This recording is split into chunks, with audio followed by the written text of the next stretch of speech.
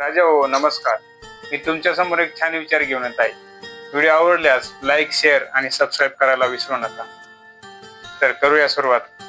उंदीर जर दगडाचा असेल तर लोक त्याची पूजा करतात, आणि तोच उंदीर जर जिवंत असेल तर त्याला आपल्याला मारल्याशिवाय चैन पडत नाही. तसंच साप हा दगडाचा असेल तर आपण त्याची पण पूजा करतो, परंतु तोच साप जर जिवंत असेल तर आपण त्याला ठार मारल्याशिवाय राहत नाही.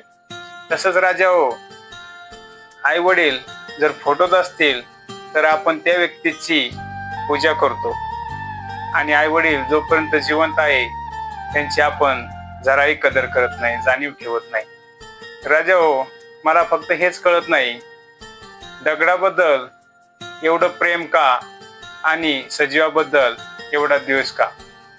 राजा हो, लोक म्हणतात की मृत व्यक्तीला खांदा दिल्याने पुण्य मिळतं. पुण्य वगैरे काही नाही, ते एक आपण त्यांना शेवटचा विधी म्हणून त्यांचा सन्मानपूर्वक आदर करत त्यांना आपण शेवटपर्यंत पोहोचत असतो.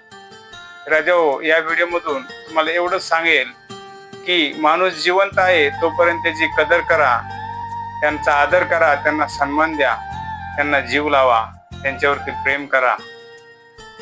तुम्हाला जिवंतपणी स्वर्ग इथे दिसेल. धन्यवाद.